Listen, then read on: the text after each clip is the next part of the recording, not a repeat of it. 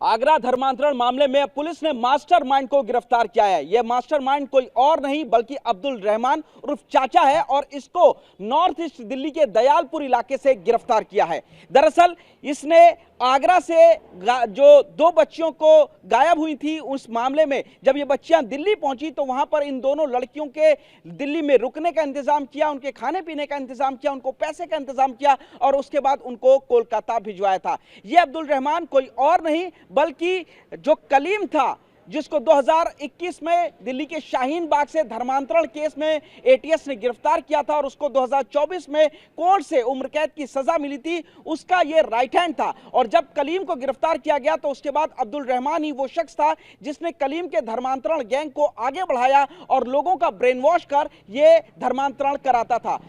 अब्दुल रहमान भी पहले महेंद्र नाम था, इसने 1990 में अपना धर्म परिवर्तन किया था, उत्तर प्रदेश के फिरोजाबाद का रहने वाला था और उसके बाद ये यहां से दिल्ली चला गया था, छोटी मोटी नौकरी करता था और उसके बाद ये कलीम सिद्दीकी के संपर्क में आया और उसके बाद धर्मांतरण रैकेट से ये जुड़ गया था। विदेशी फंडिंग के तार भी पुलिस को नजर आए। जब पुलिस ने उत्तर प्रदेश की आगरा पुलिस ने दिल्ली में इसके घर पर रेड की तो वहां पर इनको एक और लड़की मिली जिसकी रोहतक में गुमशुदगी थी और उसका भी धर्म परिवर्तन करा दिया गया था जिसको कि अब्दुल रहमान उर्फ चाचा ने अपने घर पर रखा था। पुलिस ने इसके घर से कई ऐसी किताबें, ऐसे दस्तावेज बरामद किए हैं जो धर्म परिवर्तन के लिए उकसाने का काम कर रही थी। धर्म परिवर्तन किस तरीके से करें, क्या क्या इस्लाम में लाभ है, किस तरीके से चीजों को किया जाता है, इन तमाम चीजों की जानकारियां उस किताब में थी। इसके अलावा पुलिस के हाथ कुछ अहम वीडियोज भी मिले हैं जिसका संबंध सीधे तौर पर धर्म परिवर्तन,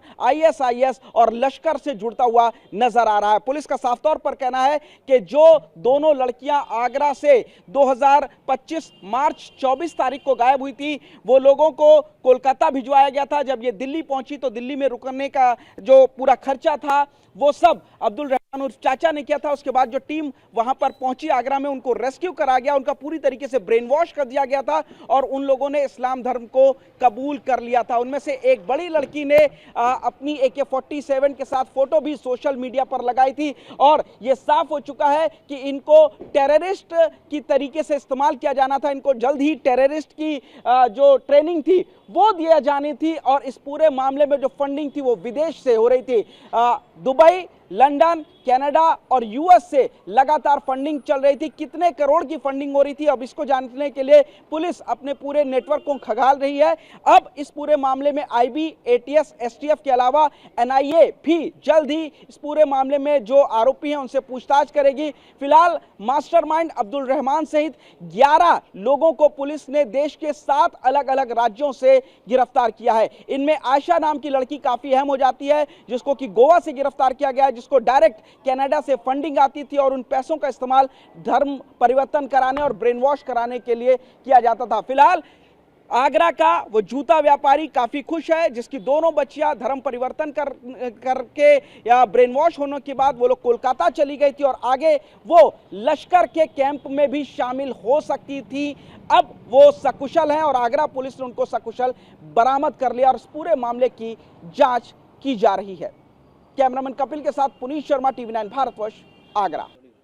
आगरा में धर्मांतरण का एक बड़ा मामला सामने आया है जिसमें एक पंजाबी परिवार की 2 सगी बहनों को हिंदू से मुस्लिम बनाया गया और उनको कोलकाता में रखा जा रहा था, लेकिन पुलिस ने दोनों बहनों को कोलकाता से बरामद कर लिया है और इस पूरे मामले में 11 लोगों को गिरफ्तार किया। हमारे साथ पीड़ित परिवार मौजूद है, उन दोनों बच्चों के पिता मौजूद हैं जो आगरा के जूता कारोबारी हैं जिनकी दोनों बच्चियां घर से चली गई थी, जिनको ब्रेन वॉश किया गया था, रेडिकलाइज किया गया था और मुजाहिद की तरफ लेकर के जा रहे थे।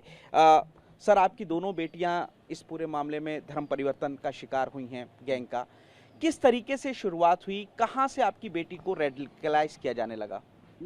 वर्ष 2021 कोविड के टाइम से पहले ही उसका रेडिकलाइजेशन किया गया है। कुछ युवतियाँ जो कश्मीर से पढ़ने आगरा लाइफ साइंस इंस्टीट्यूट खंडारी में आती थी और उसके अलावा वो MPhil की वो PhD की तैयारी कर रही थी, कोचिंग ले रही थी। तो हमारी बेटी भी PhD की कोचिंग ले रही थी तो उसके साथ उसकी दोस्ती हो गई और दोस्ती में ही उन्होंने इस्लाम के प्रति उन्होंने अपना उसको समझाना शुरू कर दिया। लड़की का नाम क्या था? यानी कि शुरुआत कोचिंग सेंटर से लड़की ने की? कोचिंग सेंटर में हमारी लड़की नहीं पढ़ती है, हमारी, हाँ, कोचिंग सेंटर में लड़की का नाम साइमा उर्फ खुशबू जी। साइमा उर्फ खुशबू थी जी। और उसी ने ही उसका ब्रेन वॉश किया, धर्मांतरण के प्रति आकर्षित किया, मुस्लिम इस्लाम के प्रति उसका धीरे धीरे झुकाव बढ़ता चला गया। तो एक दिन वो उसके साथ जम्मू चली गई। जम्मू से फिर हमने उसको जम्मू से उसको एक दिन में ही हमने उसको पकड़ा के आगे अपनी बेटी को ले आए वापस। तो उसके बाद से फिर वो धीरे धीरे, शुरू में तो थोड़ी काफ़ी वो थी, भावुक थी कि मैं नहीं आई, मेरे को क्यों ले गए, मेरे को क्यों ले आए यहाँ पे, मैं तो यहाँ पे आई हूँ। तो उसकी फिर वो धीरे धीरे 10-15 दिन में ठीक होती चली गई। और फिर इसी दौरान जो है छोटी वाली बेटी को एक जिज्ञासा हुई कि आदमी सोचता है कि यार मेरी बड़ी बेटी क्यों चली गई, इसका क्या कारण है, मैं इसका सर्च तो करूं। सब में जिज्ञासा होती है, पढ़ने लिखने सीखने। तो उसमें जिज्ञासा हुई, तो उसने भी यूट्यूब पे इस्लाम के प्रति सर्च किया, कुरान के प्रति सर्च किया कि इस्लाम इसमें क्या क्या है। तो उसने भी थोड़ा सर्च किया और फिर उसके आने के बाद वो दोनों साथ सोती थी। तो थोड़ा बहुत उसने भी जो सीखा था उसको उसकी विशेषता बताना शुरू कर दिया। तो इस तरह वो छोटी वाली उस समय 14 वर्ष की थी और उसका 14 वर्ष से ही सीखने की जिज्ञासा थी। लेकिन इसमें इनका एक जो टारगेट होता है वो होता है 18 वर्ष से ऊपर की बेटियों का। जैसे ही वयस्क होती हैं तो उसको वो धर्मांतरण के प्रति आकर्षित करते हैं। उसका वो वेट करते हैं कि साल, जैसे ही 2 साल पहले 2 साल 1 साल 1.5 साल जो भी आधा महीने 6 महीने उसमें उसका वेट करते हैं। उसके कंप्लीशन होने के बाद ही वो अपने टारगेट सेट करते हैं। यानी कि जब वो 18 साल से कम की थी तो इन्होंने टारगेट चुन लिया था, तय हो चुका था कि जैसे ही बेटी 18 की होगी उसको बुला लेंगे। और जब वो 18 की हुई तो उसको कोलकाता ले गए। दोनों साथ चली गई। दोनों साथ चली गई। आपको भी कभी ब्रेन वॉश करने की, आपको या आपके परिवार में और लोगों को कोशिश की दोनों बेटियों ने? नहीं, बेटियों ने कोई नहीं करी। बेटियों ने नहीं करी। बड़ी वाली साइमा ने ही पहले 2021 से पहले 1-2 बार बात करी थी मिसेज से, अपने इस्लाम के प्रति बताया था कि आंटी आप भी पढ़ के देखो, इसमें बहुत अच्छी चीज़ें हैं ये। तो उसका मकसद था धीरे धीरे, हमारी मिसेज ने उल्टा उसको समझा दिया कि तू पहले ये पढ़ ले, पहले हिंदू धर्म के प्रति जो आस्था है हमारी उसको पढ़ ले, हम तेरे बाद में पढ़ लेंगे, तू तो पढ़ पहले कि हम तेरे ही पढ़े पहले। 24 मार्च को आपकी दोनों बेटियां अचानक घर से चली गई, किस तरीके से गई और पुलिस के पास आप पहुंचे तो किस तरीके से पुलिस ने आपकी मदद की, दोनों बेटियों को बरामद किया? 24 मार्च को जब हम एक सत्संग के कार्यक्रम में गए थे प्रातःकाल, तो हमने रात को बेटियों को बता दिया कि हमें जाना है। तो हम क्या, वैसे हम उसको दोनों को अकेला छोड़ते नहीं थे, क्योंकि हमें 2021 से ही थोड़ा संदेह था उसके प्रति। तो जब हम सत्संग पे गए थे, सत्संग पे आके देखा तो उन्होंने अचानक अपना प्रोग्राम बना लिया और चली गई। घर में जब वो रह रही थी 2021 के बाद से 2025 तक, तो क्या कुरान पढ़ने की कोशिश करती थी या वो नमाज पढ़ती थी या जो मुस्लिम धर्म के वीडियो हैं जो उकसाते हैं वो सारी चीज़ें देखती थी? आपने देखा इन चीज़ों को? नहीं, हमने उनको कोई मोबाइल वगैरह नहीं दिया था। उस 21 के बाद से ही कोई मोबाइल नहीं दिया था। मैसेज का फ़ोन था, तो उसी से ही कभी ऑनलाइन सामान मंगाना है तो तब थोड़ी देर के लिए दे देते थे। लेकिन उन्होंने अपना इंस्टाग्राम पे अलग आईडी बना रखी होगी, तो उसके बारे में हमें ज्ञात नहीं था। कुरान वगैरह पढ़ती थी घर में? नहीं, बिल्कुल। नमाज पढ़ती थी? नमाज भी नहीं पढ़ती कभी, मतलब कभी चोरी छिपे पढ़ लें तो मैं पता नहीं, वैसे नहीं पढ़ती। अच्छा, जब आप कोलकाता पहुंचे तो दोनों बेटियां बुरके में थीं, किस तरीके से आप पुलिस के साथ थे, किस तरीके से रेस्क्यू कराया उनको? ये एक पुलिस की बहुत बड़ी कामयाबी है। पुलिस ने जो पूरे 7 दिन उसकी रैकी करी। रैकी के अलावा एक जो मुस्लिम बाहुल क्षेत्र था, छोटी छोटी गलियां थी, वहाँ से लाना बहुत ही मुश्किल काम था। इसके लिए मैं उत्तर प्रदेश पुलिस का शायद धन्यवाद करता हूँ कि उन्होंने समय रहते हुए, कमिश्नर साहब ने समय रहते हुए कई टीमें बनाई और उसको सिस्टम से आगे बढ़ाया।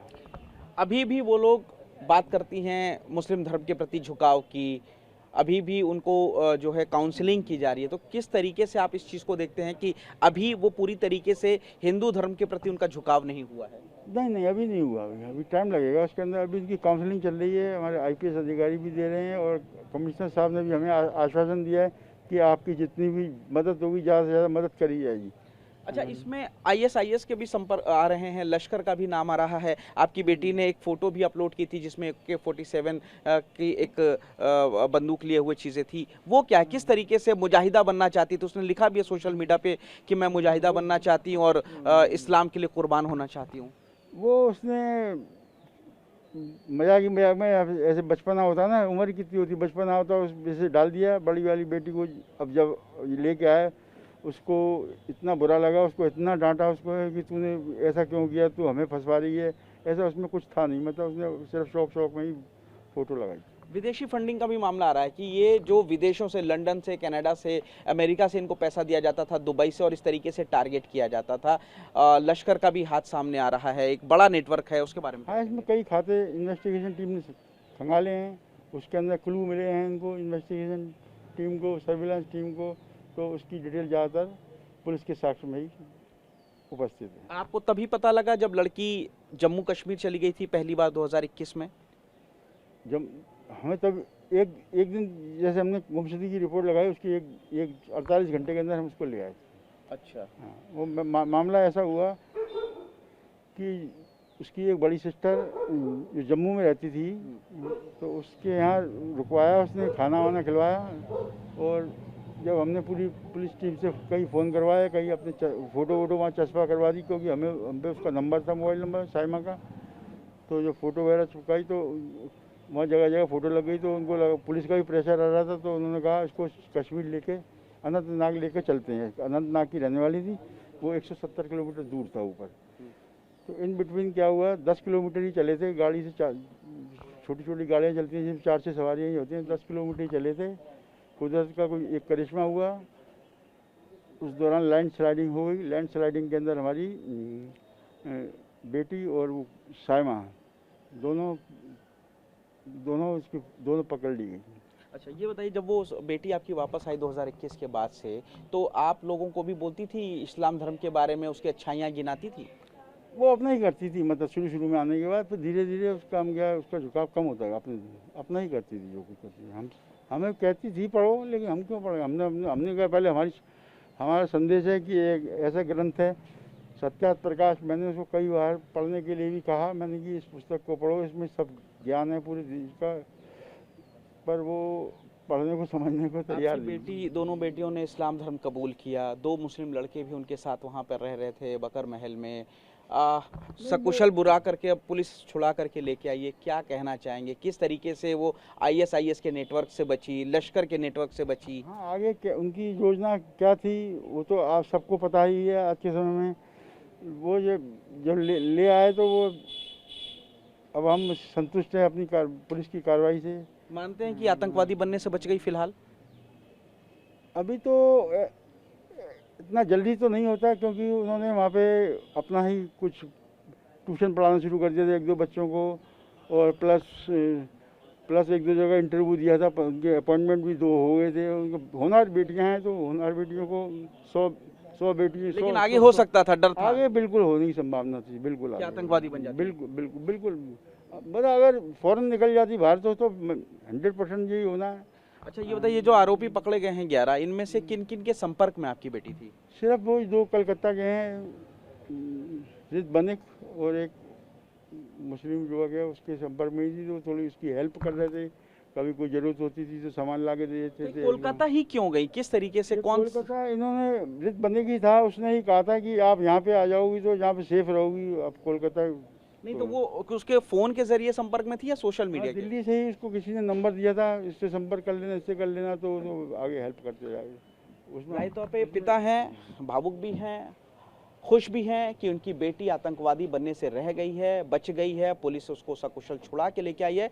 तो साइबर क्राइम की जो आगरा की टीम है उसने काफ़ी मेहनत की। इंस्पेक्टर रीटा यादव अपनी टीम के साथ गई और बुरके में वो दोनों बेटियां थी जब उनको कोलकाता के बकर महल इलाके से पकड़ा गया। फिलहाल साइबर टीम आगरा ने एक बड़ा काम किया है, एक बड़ा खुलासा हुआ है धर्मांतरण का, जिसमें हिंदू बेटियों को मुस्लिम बनाया जा रहा था। ISIS इसमें इन्वॉल्व है और कहीं ना कहीं विदेशों से इनकी फंडिंग हो रही थी। लंदन, इसके अलावा कनाडा, अमेरिका और दुबई से हवाला के जरिए पैसा आता था और इनको जो तार हैं वो लश्कर से जुड़े हुए भी बताए जा रहे हैं। फिलहाल पुलिस इस पूरे गिरोह की जो नेटवर्क है उसको खंगाल रही है और 11 लोगों को फिलहाल गिरफ्तार किया गया है। कैमरामैन कपिल के साथ पुनीत शर्मा, TV9 भारतवर्ष, आगरा।